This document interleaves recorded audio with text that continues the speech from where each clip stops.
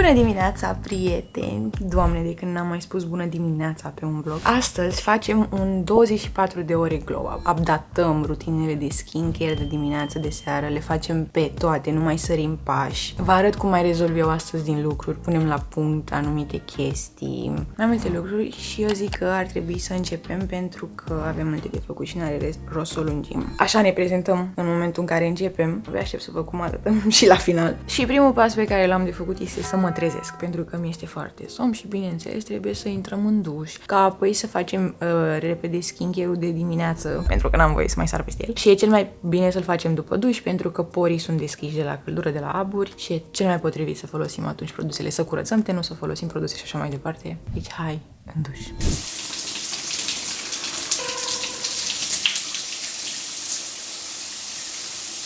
Da, prietenii am ieșit și din duș. Nu știu cât m-a trezit, să vă zic sincer că mai rău am adormit. Dar ne trezim acum pentru că trecem la rutina de skincare și îi dăm upgrade pentru că vine vara. Mi-am comandat de pe Notino foarte multe produse noi. Pe unele am apucat deja să le încerc, pe unele încă nu le-am încercat și le încercăm acum împreună prima dată. Despre celelalte vă povestesc ce pot deja. O să vedeți imediat. Mi-am luat foarte multe produse cu vitamina C pentru că e foarte bună vara. Și mi-am cumpărat produse din toate categoriile. Pe Notino, by the way, dacă nu știți încă, găsiți produse din absolut toate categoriile. Skincare, haircare, produse de corp, produse de unghii, parfumuri, foarte multe chestii. În orice caz, dacă n-ați folosit niciodată Notino, vă super recomand sincer să intrați pe aplicația lor și acolo găsiți tot ce aveți nevoie, sunt oferte tot timpul și tot pe Notino vă puteți face și programări la saloane. Ceea ce mie mi se pare excepțional și m-am folosit de funcția asta de destul de multe ori pentru că una dintre prietenele mele foarte bune și fata la care îmi făceam unghiile până de curând, nu mi-a mai fac pentru că este însărcinată, are un salon și puteam să fac programare direct din Notino și era minunat pentru că nu mai zăpăceam pe ea tot timpul mesaje, eu sunt și besmetică, uit să-mi fac programări din timp și a fost prea mișto. Dar acum să trecem la rutina de skincare. Prima dată, sper că știți că începem cu cleansing-ul, trebuie să ne curățăm tenul și înainte foloseam pe acesta, dar acum vreau să încerc pe acesta. Am tenul destul de uscat în ultimul timp și pe lângă asta o să vă las un clip pe ecran. Am avut o mică alergie, erupție, ceva pe față și am avut așa destul de multe bubițe pe față și trebuie să am puțin mai multă grijă la tenul meu acum. Trebuie să-i ofer puțin mai multă atenție și puțin mai multă hidratare, așa că haideți să prindem părul. În primul rând dăm tenul. Și acum ce facem noi prin curățarea tenului? Nu facem decât să eliminăm excesul de sebum, impuritățile, machiajul, pentru că machiajul rămâne pe ten, să știți, și după cel de machiat. Adică nu e de ajuns doar să demachiați, depinde, într-adevăr. Dacă vă machiați foarte ușor, o demachiere poate dublă e ok. Dar de cele mai multe ori e și nevoie și de curățare, mai ales dacă și dormiți, eu o să vedeți. Și acum ne curățăm.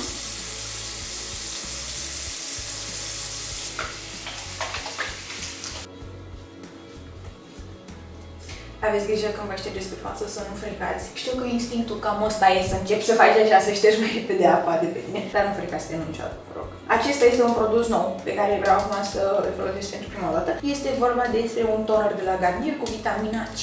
Și vitamina C e foarte bună vara pentru că este un antioxidant foarte puternic, reduce hiperpigmentarea și stimulează colagenul. E foarte bun. Luăm o dischetă și îl aplicăm pe dischetă. Imediat după curățare și înainte de ser, așa aplic tonerul și așa se aplică tonerul. Și acum o să împing produsul în ten. Ce bine se simte! E foarte rece și parcă pielea mea s-a făcut mai fermă instant când a luat contact cu produsul. Și dacă nu foloseați vitamina C vara în rutinele voastre, trust me, începeți să o introduceți ușor. Tot ce introduceți în rutina voastră de skincare și nu ați mai folosit niciodată până acum, treptat. Mai departe avem două seruri pe care le folosesc. La fel, pe ăsta cu hialuronic îl folosesc de mult. Mi-am făcut restoc la el, de asta e așa plin. Dar acesta cu vitamina C e nou. Adică nu că e nou pentru mine în rutina mea. Și eu o să le combin pe amândouă de data asta pentru că este foarte ok. Unul e cu acid hialuronic pentru hidratare și unul este cu vitamina C pentru antioxidare și pentru uniformizarea tenului. Dar atenție, vitamina C o să o folosesc doar dimineața. Sper că știți deja de la mine, niciodată pipeta pe față direct, să nu ia contact. Puteți să faceți așa sau cu pipeta direct deasupra tenului, dar niciodată cu ea pe ten. Chiar dacă e prima folosire, chiar dacă e al vostru, nu faceți asta.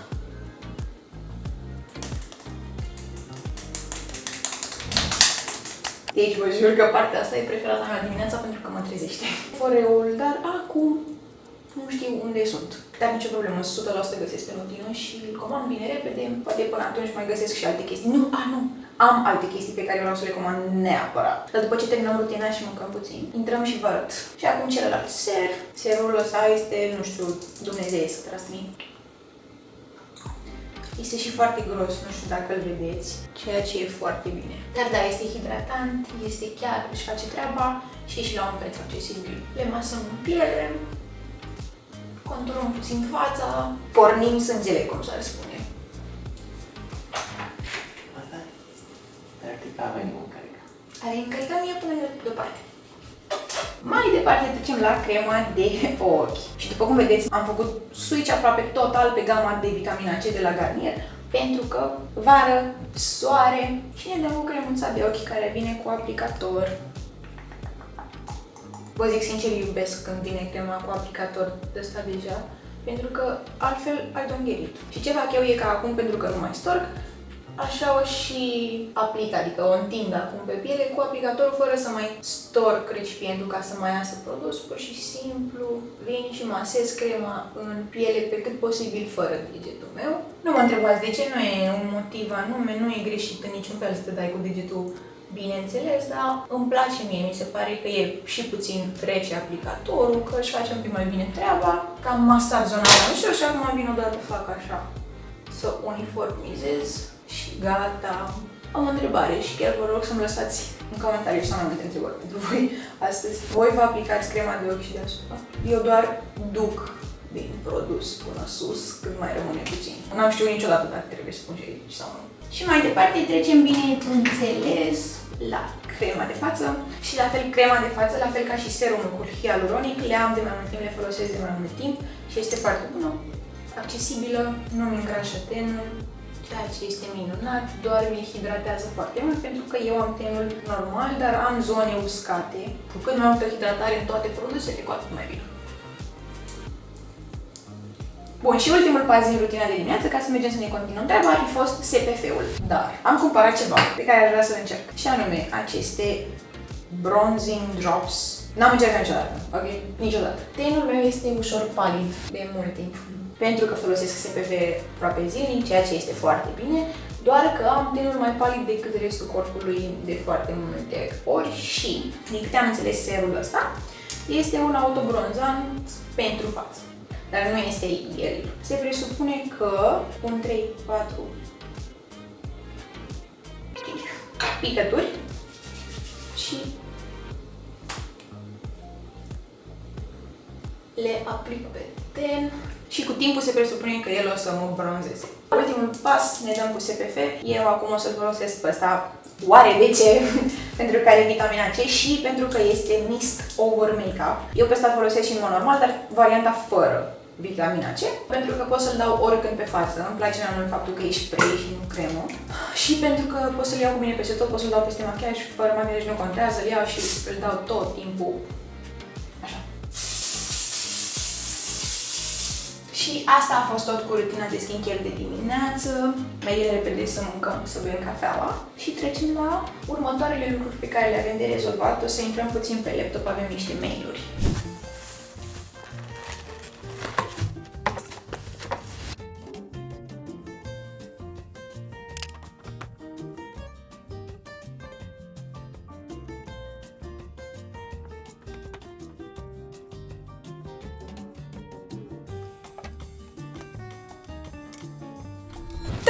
Gata, mi-am făcut curat în locușorul de living ca să pot să stau și să mai fac restul lucrurilor. Mi-am comandat între timp o cafeluță, pentru că nu mai am acasă. În mod normal mi-o fac eu, dar nu mai am. Și ce trebuie să mai facem este trebuie să mă epilez, trebuie să mă pensez, vreau să-mi pun o măscuță pe față, după care cred că mergem la laptop în sfârșit.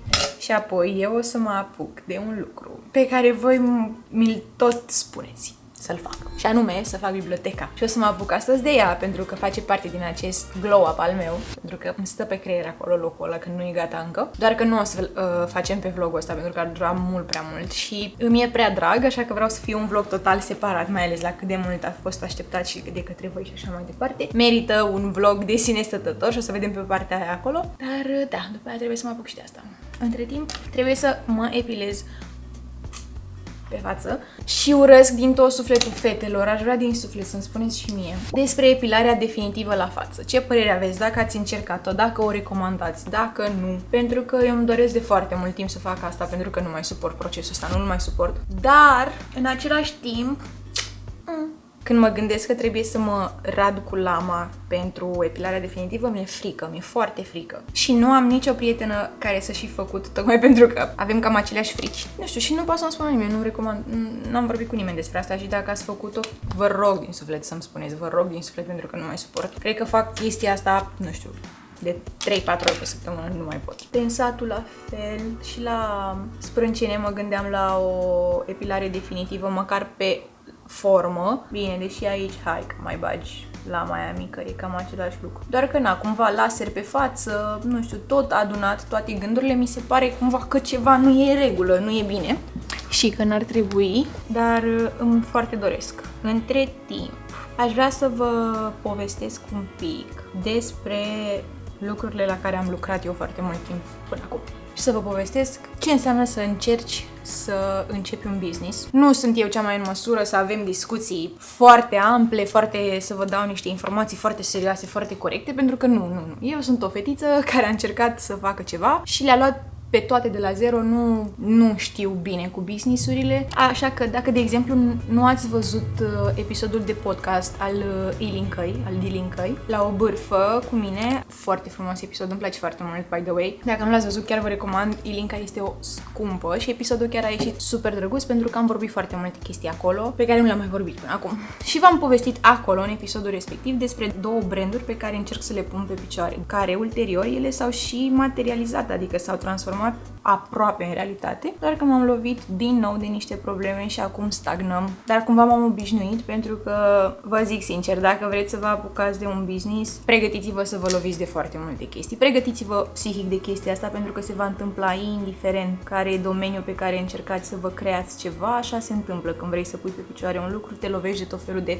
probleme, situații pe care nu aveai cum să le anticipezi, tot felul de variabile care nu țin de tine și pe care trebuie doar să le iei ca atare și să te mulezi după și să te adaptezi și așa mai departe. Și ce vreau să vă zic de fapt? Unul dintre brandurile pe care încerc să le pun pe picioare este un brand de haine. Ce-mi doresc să fac este să pun pe piață o linie de haine, un brand care să poată face niște haine cool, jucăușe, aș zice, fun. Îmi plac hainele fun, interesante, outside of the box, cumva nu neapărat super simple, super basic, e un cuvânt greșit pentru că îmi plac și basic-urile, dar ideea este că vreau să fac ceva creativ și, cel mai important, ceva foarte inclusiv, adică să poată să poarte toată lumea, dar mi se pare că majoritatea hainelor sunt făcute după 2-3 tipare, 2-3 standarde și la revedere. De exemplu, eu nu am cel mai lung trunchi, am trunchiul scurt, bustul mare și umerii foarte mici. În combinația asta, eu nu prea pot să-mi cumpăr niciun top, niciun, nu știu, corset, niciun tricou mai așa, nici o cămășuță mai așa. Nu pot să-mi cumpăr pentru că o mărime, teoretic, nu se pupă pe ambele părți ale corpului. Înțelegeți? Și eu mă chinui foarte tare să fac niște haine pe care să poată să le poartă mai multă lume, să fie și cool, v-am zis, și fun și așa mai departe. Am un mic set pe care l-am creat și îmi place și l-am și produs, l-am și pozat, l-am și pregătit. I-am făcut de toate, doar că între timp am observat, testându-l, am observat că există nu destul de multe, dar câteva probleme din punct de vedere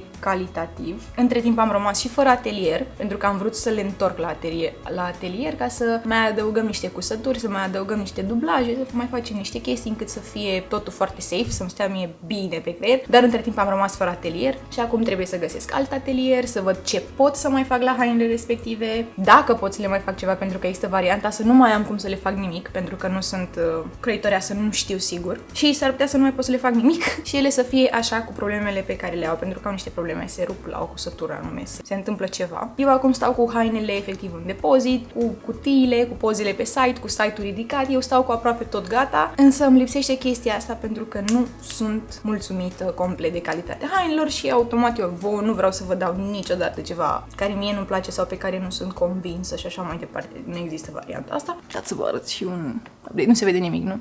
Pentru că am luat doar firele mici. Și un al doilea brand pe care încerc să-l pun pe picioare este un brand de lumânări de parfumuri de casă, de melțuri și așa mai departe. Tot ce ține de olfactiv aproape vreau să fac asta și am făcut asta. Și la fel le am în depozit și pe ele, doar că este imposibil să găsesc o fabrică de ceramică sau care lucrează în ciment sau în lut chiar. Am căutat, credeți-mă, o grămadă, care să poată să-mi facă niște recipiente așa cum le doresc eu.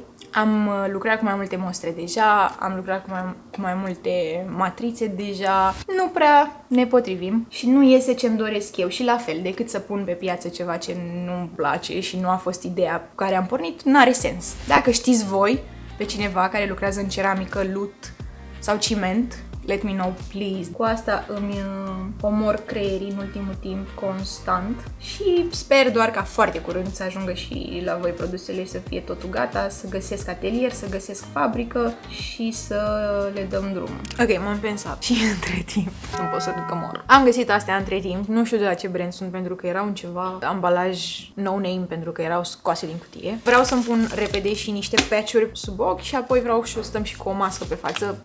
Au.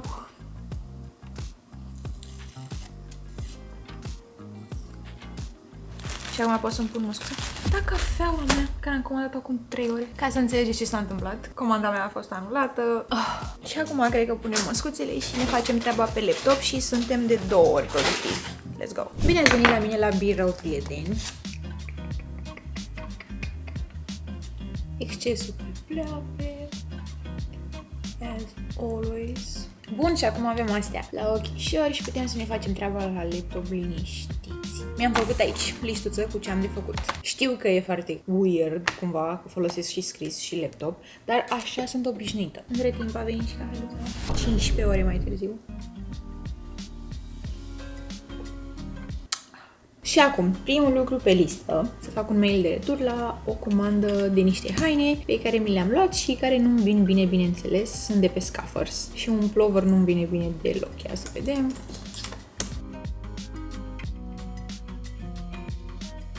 Gata, am dat retur. Uitați ce pot să fac acum. Bam, bam, bam, bam, bam, bam. Am verificat repede să văd dacă am ceva mail-uri la care trebuie să răspund. Nu am. Bun, și acum a rămas pe listă un singur lucru. Și anume... comandă Notino. Îmi doresc foarte mult să mă întorc la părul meu ondulat. Nu o să-i spun creț, pentru că știu că e un cuvânt sensibil și, sincer, nu știu dacă mă încadrez în continuare la păr creț, dar când eram mică aveam părul creț natural. L-am stricat foarte repede în sensul în care la gimnastică, începând de mică, de la 6-7 ani, am prins tot timpul în vârful capului drept. De acolo deja începeam să îi fac belele zilnic, se întâmplă asta, zilnic timp de 10 ani. Ulterior l-am vopsit, l-am făcut direct blond, în fiecare vară îl vopseam, în liceu îl schimbam, l-am făcut de 1.000.000 de ori, l-am avut bob pentru că îl stricasem. Și de atunci nu am mai avut grijă de chestia asta niciodată. De atunci l-am tras la perie, l-am învățat așa, la. Și din câte mi s-a spus, l-am stricat foarte tare și aș putea să mă întorc la el măcar ondulat. Și acum vreau să-mi găsesc și eu o rutină de păr creț ca să-și revină, să ajungă la starea lui naturală. Prieteni, deci fiți atenți cum facem. Opresc misiunea, mă pun să mă documentez despre produsele respective, să văd care este chiar cea mai bună variantă și după aia ne întoarcem la Notino să dăm comanda efectiv și revin. Mi-am pus, prieteni, un beginner's guide, să ne uităm la el și o să învăț tot ce trebuie. Între timp mi s-a făcut foame, să știți. Și mi-am tăiat niște pară, ca un mic snack sănătos. În mod normal, m-aș fi dus direct la chipsuri, but not today, pentru că încercăm să ne schimbăm și încercăm să facem totul mai sănătos. Actually, wow. Și acum mă pun să mă... Please do subscribe to my channel. I post new videos about twice a month.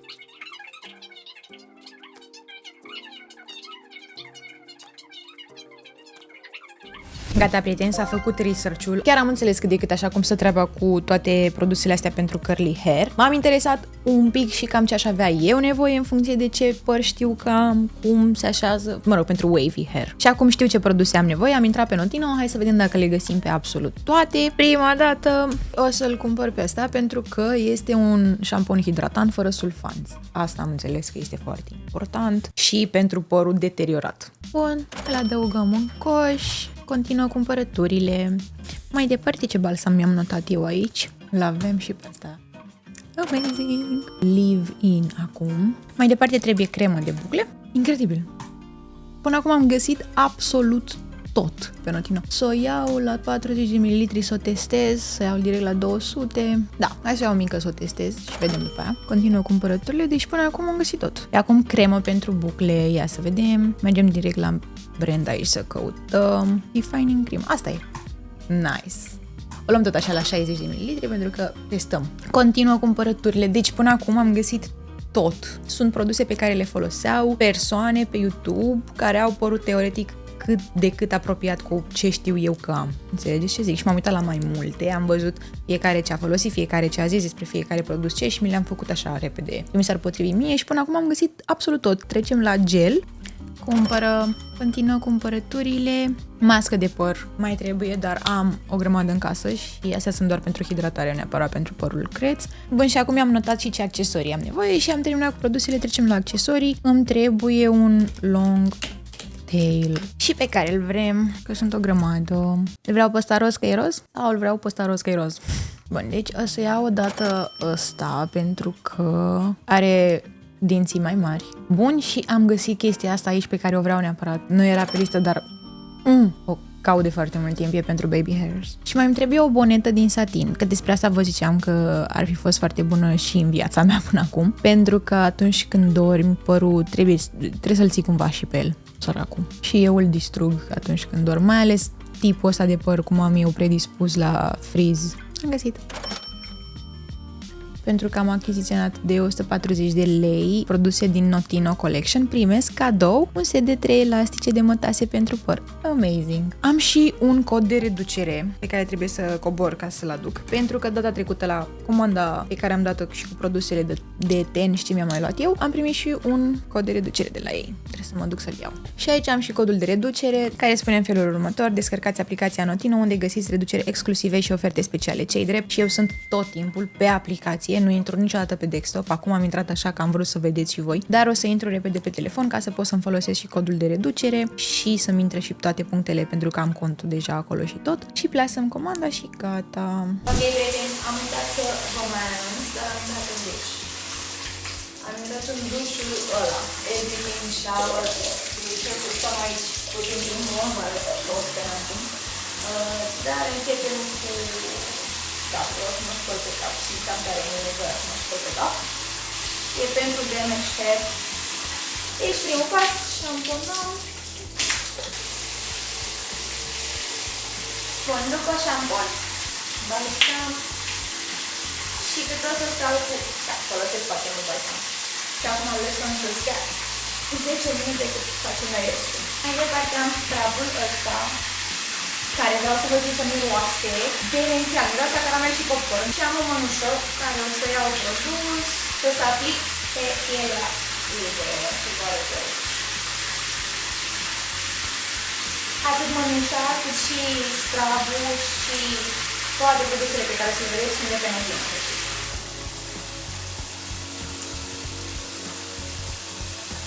Am ieșit din duș, așa, și acum trebuie să avem grijă de el. Trebuie să-i facem ceva. Și am cumpărat în felul următor: tratament pentru anticăderea părului. În ultimul timp a început să-mi cam cadă părul, nu știu exact care e motivul. Eu cred că se regenerează totuși, dar pentru psihicul meu am nevoie să știu că contramandez cumva situația și că nu o las pur și simplu așa, și în cazul în care este o problemă, eu de fapt lucrez la ea. Și mi-am luat acest tratament care este pentru uz zilnic de la Garnier, cu portocală roșie, este minunat, trebuie să-l aplic direct pe scalp și să mă așez ușor.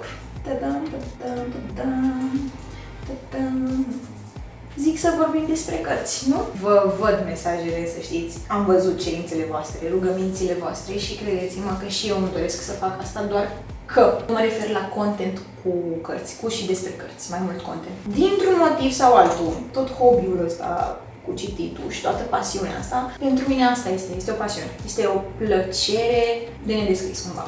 În capul meu sau în sufletul meu, în subconștientul meu, am vrut să o păstrez doar pentru mine cumva. Dar mi-am dat seama că de fapt și de drept asta este frumusețea în a fi cititor, faptul că poți să împărtășești păreri, să faci tot felul de review-uri, să vezi părerile altora și mă gândeam ce pot să fac. Am văzut că se fac vloguri în care oamenii, efectiv, fetele stau și citesc pe vlog. Nu am știut dacă e ceva ce vă surâde, așa că vreau să avem discuția asta acum. Veți vorbi și voi cu mine, pentru că vă rog să vreți să-mi scrieți în comentarii ce părere avem de subiectul ăsta, ce vreți să vedeți de la mine. Vă surâde ideea de un vlog în care să stau să citesc sau vă surâde ideea de topuri, rankuri, review-uri, sugestii, recomandări, chestii de genul ăsta pe YouTube. Între timp, mai trecem și la al doilea produs, care este un leave-in cu keratină și ăsta se aplică tot așa mai la rădăcină, mai de departe. În orice caz, pentru cine încă e aici, să știți că vă iubesc. Și vreau să vă zic că mai avem un produs leave-in. Este cam același lucru, doar cu o concentrație mai mare decât produsul anterior și o altă textură ca să-l aplicăm pe vârfuri. O să vă zic că acum, în momentul de față, citesc Fearless, a treia carte din seria de la Lauren, scrisă de Lauren Roberts. Doamne, și o iubesc cu tot sufletul. Efectiv, este minunată. Deodorant fără alcool.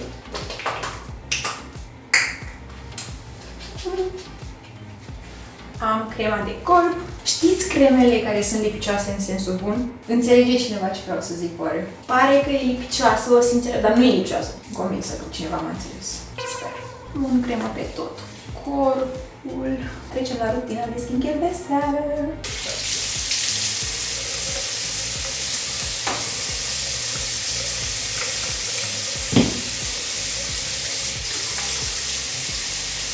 Tonerul este următorul pas. Următorul produs pe care îl punem este un ser și astăzi folosim un Pure Active de la Garnier cu AHA și BHA. AHA-urile poate să fie, de exemplu, glicolic, lactic, sunt acizii mai ușori, ei exfoliază superficial. Iar BHA-ul e, de exemplu, acidul salicilic, care exfoliază mai în profunzime, dar împreună și așa au mai multe scopuri. Uniformizează tente, reduce petele, pigmentare, exfoliază. Ce mai fac câteodată este să-mi pun un peel-off pentru blackheads, dar astăzi am folosit benzile alea și nu mai folosim și peel-off. Aceeași cremă de pe zi, doar că este de seară. Bun, și suntem aproape gata. Trebuie doar să mai cobor să citesc dacă mai am timp, pentru că vreau să-l ajut pe Teo să-și facă un bagaj că pleacă. Și să îmi scriu un jurnal, pentru că asta vreau să fie noul meu ritual pentru mine. Așa că haideți să mergem jos. I-am pus rețelul pe mine, mi-am luat pișemulța nouă.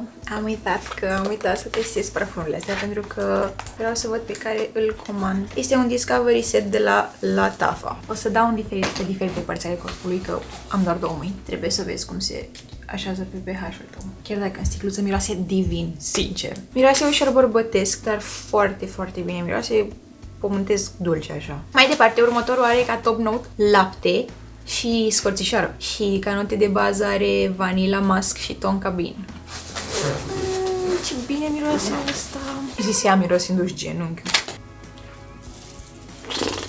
Asta se testează direct pe mână. Nu vreau să-l descriu, nu știu să-l descriu, miroase dulce, dar oriental și gen feminin. Asta se numește Teriac. Al doilea s-a numit Her Confession. Primul s-a numit His Confession. V-am zis eu că miroase bărbătesc. Următorul se numește Angam. Nu, I don't like. Am impresia că miros, dar nu are nimic din notele pe care le zice. Mie miroase foarte, foarte floral. Și mie nu-mi plac parfumurile florale, no, thank you.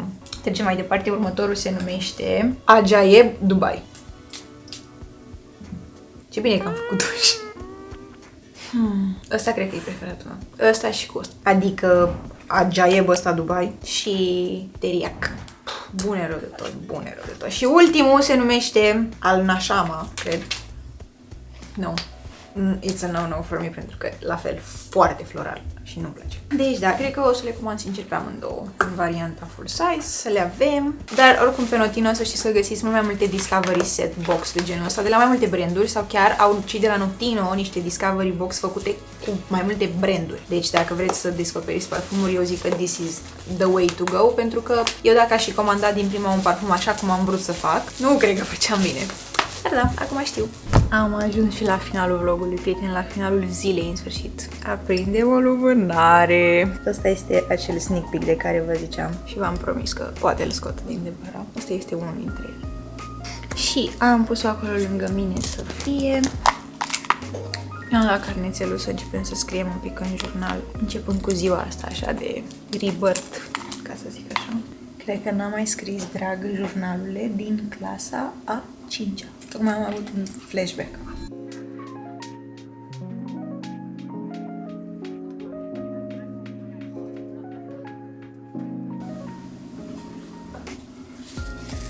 Știți ce mi se pare incredibil? Că de câte ori încep să scriu, parcă nu mă mai opresc.